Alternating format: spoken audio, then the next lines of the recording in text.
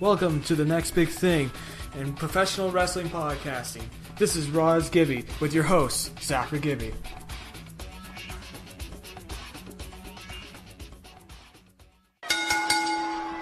Welcome to the Raw Is Gibby Podcast, the next big thing in wrestling podcasting. Coming at you from parts unknown, it's Zach McGibby. Thank you for tuning in to the Raw Is Gibby Podcast. So on this episode of Raw Is Gibby, I will be reviewing the Extreme Rules pay-per-view from Sunday. But before I start, I just want to say thank you to all the new followers on Twitter after the 100 followers celebration. There was such a great response that I can't say every single follower in this video because I would be worried about time constraints from YouTube. So therefore, you guys will get your own video from me for following me on Twitter, liking on Facebook, and subscribing to my YouTube channel. And that will come tomorrow at 6:30, same time, which means that the deadline has been extended. So hurry up and follow the Raw Is Gibby Podcast to get a special shout out. So now on to the review of Extreme Rules 2014. So we'll start with the WLC match between El Torito and Hornswoggle. This was actually a pretty surprising match because I had very little expectations going into this match. I didn't think it was going to be that great of a match. But it was actually pretty funny to see. They had the whole ambiance too. They had midget announcers too. They had Micro Cole, JBL micro version, and they also had Jerry Smaller. It was very, very funny. I really thought it was really good. And also they had some very funny moments too, and it was actually pretty extreme. But the funniest moment of that match was when El Torito was lying on his back, and he was there was a tiny ladder in the ring, and Hornswoggle was about to jump off it, but he didn't want to jump off it, and so all the crowd was cheering for him, right? And all the crowd was cheering for him, and even El Torito got up from where he was lying down, told him to come down, laid back down, and then Hornswoggle jumped, and Torito moved out of the way. I thought that was hilarious. Just one of the funnier things that WWE has done. I was very surprised about this match, and these guys worked a very good match, and it was just really, really funny to watch, and I'm glad they really took advantage of this match. So yeah, it was just a really funny match, and I think probably a very good pre-show match too, which was surprising. All of it was quite surprising. So this was a very good comedy match, which was surprising. So anyways, our next match, going into the main pay-per-view now. The first match on the card was Cesaro versus Rob Van Dam versus Jack Swagger in an elimination match. Although the announcers clearly forgot this was an elimination match. But I'll get to that in a bit. So, Paul Heyman did his Paul Heyman shtick, saying how his client Brock Lesnar broke The Undertaker's streak. And he also, though, was saying how he was the innovator of hardcore. And I like the rules of Heyman. One shall not boo Paul Heyman, and that was pretty funny. So yeah, Van Dam and Cesaro don't really have that chemistry. They're kind of lacking a little bit in that chemistry a bit. But it definitely wasn't a bad match by any means. It was actually a very entertaining match to see. A lot of cool spots in the match. Cesaro springing off the rope with the European uppercut. That was pretty cool to watch. Cesaro kicking a trash can into Rob Van Dam's chest. That was also pretty awesome. So Jack Swagger was eliminated first, which surprised me a little bit because I thought maybe that they would go Cesaro, Jack Swagger to finally end their feud. But Jack Swagger just isn't the guy that they think Cesaro should face, and it was Rob Van Dam that he mainly faced throughout the match. I mean, it's funny though because Van Dam pinned Swagger, and he was down, and the announcers forgot that this was an elimination match, and so they were all saying how did he kick out? Did he kick out? Did he kick out? When clearly in the footage you didn't see Swagger move at all. So clearly they forgot it was an elimination match. So it was quite funny, a bit of a funny moment to watch. Van Dam and Cesaro don't really have that chemistry going for them. It wasn't the best chemistry that they've had. It definitely wasn't a bad match, but considering these two guys' talents, it would have been a lot better considering their talents, but the chemistry just wasn't there. But not a bad match by any means necessary. It was pretty solid. But yeah, there were some pretty memorable moments in the match. It went off really, really quick, then it kind of slowed down a little bit. And then when Cesaro and Van Dam came back, Swagger was eliminated. It was a very solid match. Just they don't really have that chemistry to put on a really awesome match, but I'm interested to see where they're going with Cesaro because he picked up the win in this one, which is not really kind of surprising. So yeah, it was a very interesting match, and it was definitely a good way to kick off the show. So the next match we have was Alexander Rusev versus Xavier Woods and R-Truth. This was your standard squash match, really.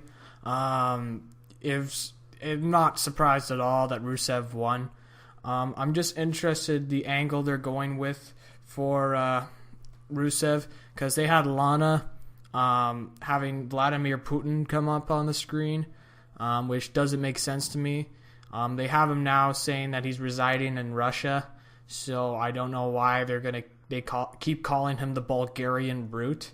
If he's residing in Russia, I don't know where it's going. I think they're trying to give him more massive healerisms, I like to call them. It doesn't really make sense to me why they're doing that. The Bulgarian Brute was fine. Sure, I've said in the past episodes that I haven't really been buying into Alexander Rusev, but the Bulgarian Brute gimmick was fine and all that. It's just now they're turning it even more into the 1990s now. It's not really the smart move to go right now, in my opinion. Yes, the fans were chanting USA when Putin's picture came on, but I still didn't feel like that was completely necessary to get Russia involved in the storyline. So I'm wondering where they're going here. If they're going to have the Russian heel in their arsenal, they need to have some sort of American hero. So I guess maybe they're lining up Cena, but that'd be really quick.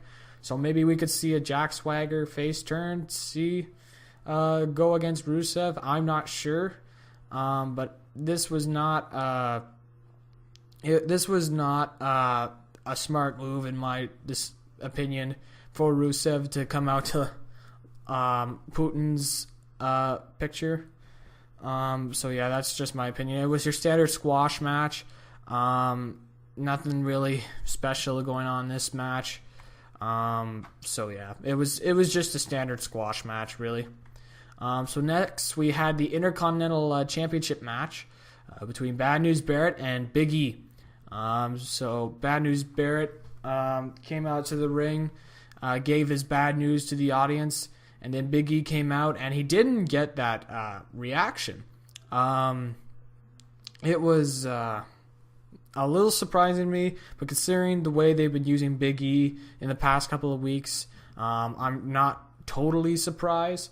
So it was a very good match. This was probably Big E Langston's best match during his reign. Unfortunately, though, it's his last match during this reign. But Big E was solid. I've seen a lot of people saying on Twitter that they need to repackage Big E. I don't think they need to repackage Big E. I just think they need to push him more. They need to get him out into the audience.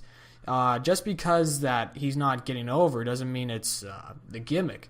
It's because he's not on television that much and not having so many matches. So it's not really Big E's fault that he's not over. I mean, they didn't have him do that much, and they really kind of just did up towards the challenger in the Intercontinental title tournament. And that's really, in a sense, to get Bad News Barrett over, and he's definitely getting over. And I'm wondering if they're gonna have him as a tweener now, just like what they're reportedly doing with Cesaro. Barrett is a good gimmick. Like, Bad News Barrett is a good gimmick. I've said in the past that this is Bad News Barrett's last chance to get into the world title picture, and because of this gimmick. So I'm hoping he does win the world title eventually. But I guess we'll see. He won the match against Big E, and he became the new Intercontinental title champion. And so he, I believe this is his 4th reign as Intercontinental champion. Sorry. So I'm wondering what they're gonna do for his reign. I hope they push him well. I hope they actually push the mid card very well, because of the talent they have in the mid card, and they kind of showed that on the Raw next night. And that it's really starting to pay off as people are now starting to get more interested. And this is what WWE should have done with their mid-card titles. And now the U.S. Title is more important because on Raw, Sheamus won it. And Bad News Barrett is winning it. And so it's very interesting, too, because the mid-card titles right now, most of the titles, actually, the Intercontinental Champion is British.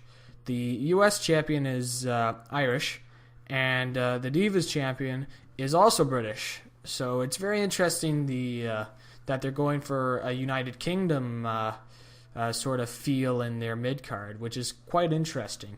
But yes, Bad News Barrett beats Big E in a very solid match. The best part of the match, in my opinion, was when Big E speared Barrett off of the apron to the outside. That was a really cool spot. But yeah, I think Big E is very impressive as a wrestler, considering his background. He should be fine, in my opinion, as long as they push him more. I don't think he needs to be repackaged. Maybe tweak his gimmick a little bit, but not to a crazy extent. Maybe try and bring back the 5 count gimmick that he had in NXT. That'd be cool to see. They still have the theme, and people don't understand why he needs 5. So maybe show why he needs 5. So yeah, I mean, he's got a good gimmick. I like the gimmick. So I'm pretty sure that Big E will be fine. So let's move on to the next match, which was the match of the night, in my opinion. The Shield versus Evolution. This was a really, really, really good match. This is definitely Batista's best match so far during his reign, during his WWE run. Definitely by a landslide, actually. The Shield had just a bunch of spots. Obviously, the spot when Rollins climbs up into the stands, they're all... Ambrose and Rollins and Orton and Triple H are up in the stands and are fighting in the stands, and then they go in and they're going through the tunnel, where not the main tunnel, but the tunnels where you usually enter to go into your seats. And Rollins climbs up the stands, and he jumps from the stands onto Triple H and Orton.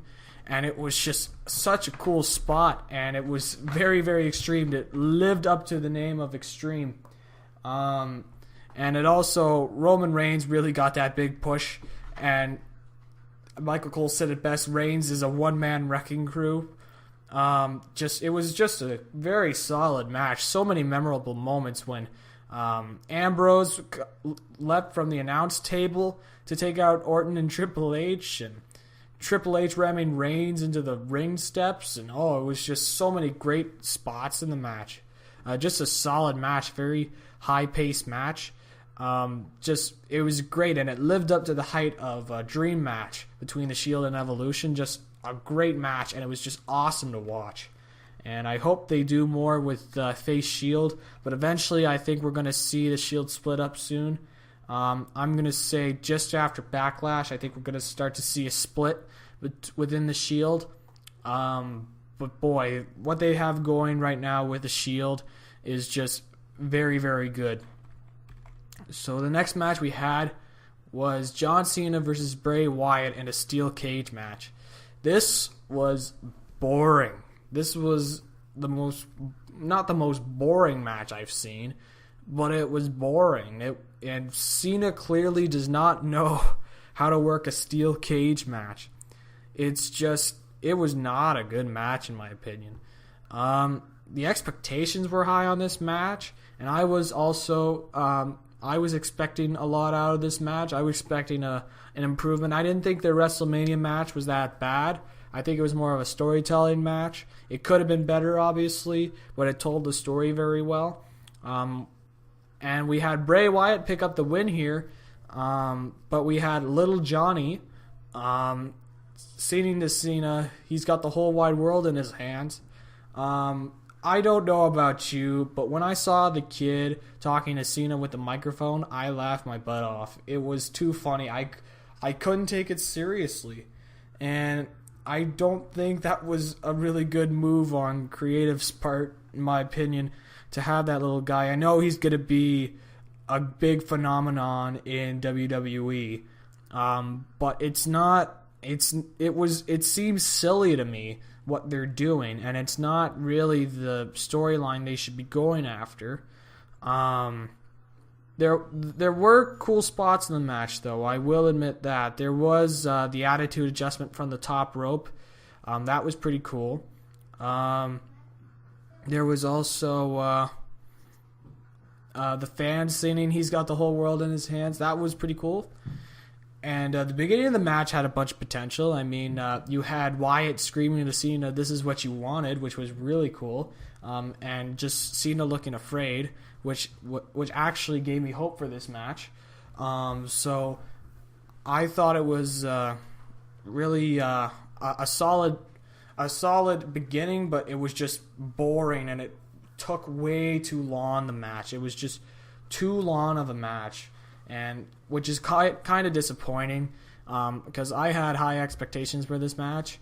But yeah, it wasn't a very good match, John Cena versus Bray Wyatt. So yeah, it wasn't the best match. The next match was Tamina Snuka versus Paige. This was alright. It should have been a bit longer in my opinion, because I think they were starting to really hit their stride in that match. There were cool spots though, with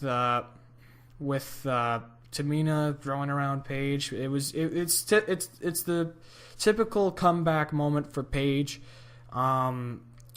It was an alright match. They just needed to give it some more time, but this is what WWE thinks is filler, which unfortunately that's the case. I don't really like that the Divas matches are filler. They've got talented wrestlers in their division, but you know what are you gonna do, really? I mean, Paige is a good Divas champion. I hope they develop her more. Tamina Snuka, I think they're gonna give her one more title shot, and then I think we're gonna see AJ Lee come back. We may see Brie Bella challenge for the title. I wouldn't be surprised seeing that. So yeah, that was essentially the Divas title match. It was just a bit too short, and they were just sort of hitting their stride in the match. So it could have been a lot better. And so the final match was Daniel Bryan versus Kane. I like this match. This was a very cool match to watch. The best parts of the match was definitely when Daniel Bryan went to the back and they're brawling in the back, and he gets a big lifter, forklift, and he puts Kane on the forklift and he lifts him up and he brings him into the ring. That was pretty funny. And then the diving headbutt from the top of the forklift was awesome to watch. That was a very cool match. And also another part of the match was the fire on the table. I thought we would never see flaming tables ever again in WWE while they were still in their sort of PG era, although I think we're kind of moving out of the PG era right now. But it was really, really cool to see the flaming table come out. Kane was about to chokeslam Daniel Bryan into the flames, but Bryan reversed it and Kane went into the fire. And it was a little funny at the end because you had all the guys spraying the fire extinguishers on him, and they're still spraying him even when the fire was out. And then you had Bryan come in with the knee plus, I believe his finishing move is called, the flying knee. But he hit knee plus and got the pin and won. And I thought this was going to be a one-off match, but the way they ended the show made it look like that they're going to continue their feud, which I don't really understand why they would do that. I think it was better as a one-off feud, and Daniel Bryan should look for other challengers. But I wonder if there's something up with Kane. Maybe I've heard rumors that he's going to retire very soon. So maybe this is just his last go-around, and they want to give him the most out of the title challenges. But yeah, it was a solid match, and I really liked it. It was a great way to end the show.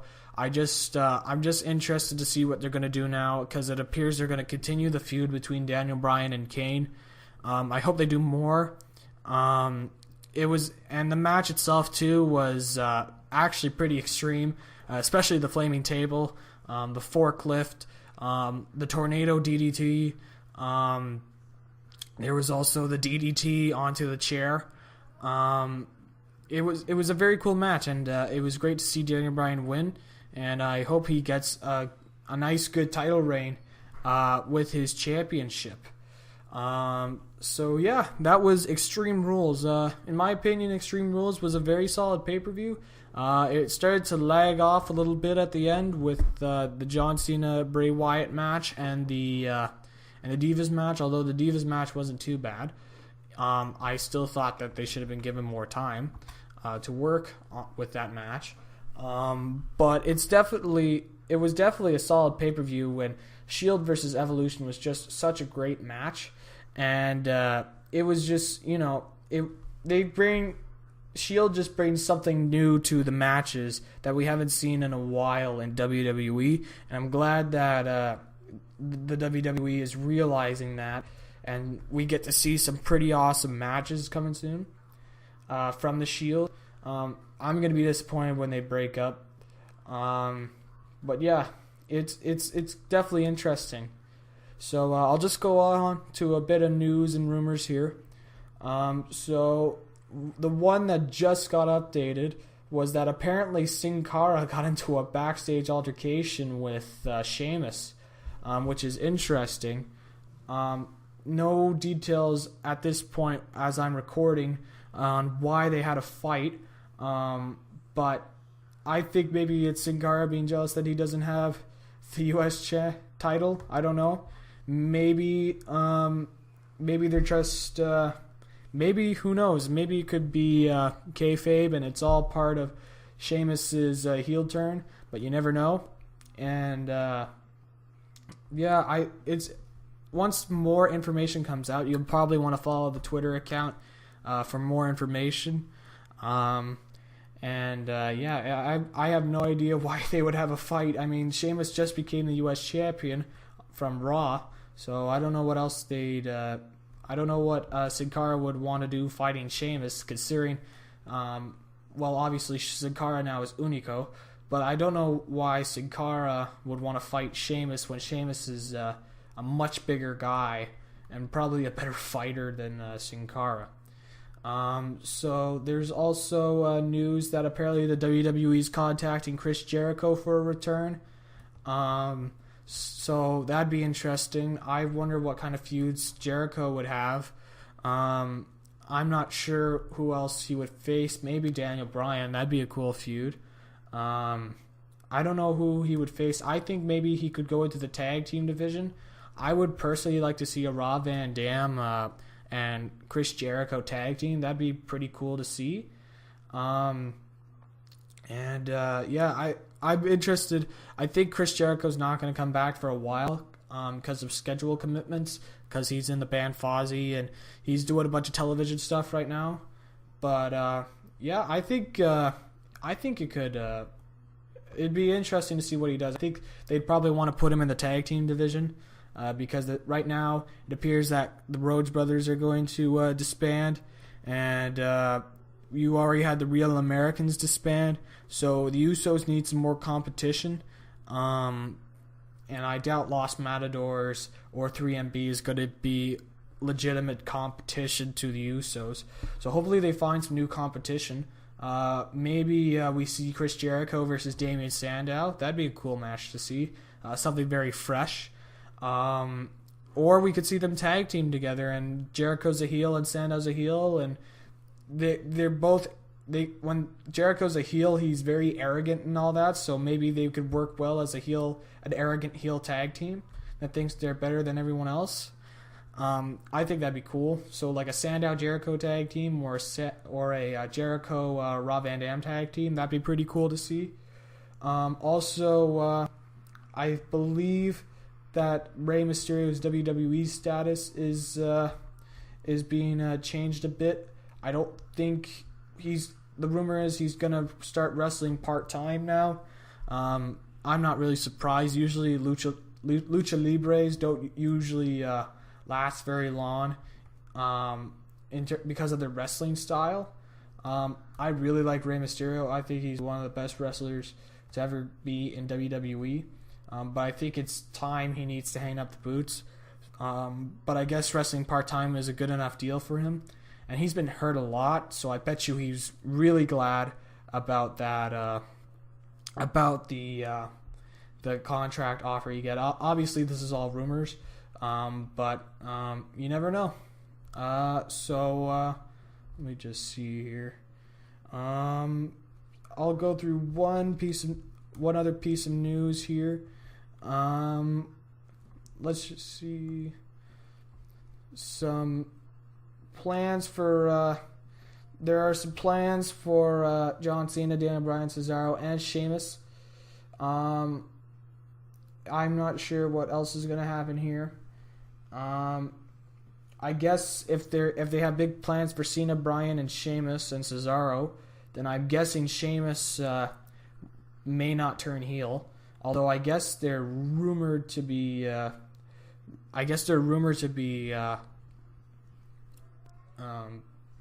Faces, Sheamus is, but you never know. So yeah, I guess we'll see what happens from there. So I'd like to thank you all for tuning into the Raw Is Gibby Podcast. If you like this podcast, leave a like on the video and subscribe to the Raw Is Gibby YouTube channel. And also, don't forget about the 100 follower Twitter celebration. So if you follow the Raw Is Gibby Twitter account, you'll get a shout out on tomorrow's video. So if you follow by 6:30 tomorrow, I'll give you a shout out on the video. And also, it's not limited to Twitter. You can also like me on Facebook under the same name, Raw Is Gibby. And you can subscribe to the YouTube channel to also receive a shout out. So yeah, that's all in for the 100 follower Twitter celebration. So I'd like to thank you guys again for the 100 followers, and I hope you all have a good day, and I'll see you soon. Gibby out.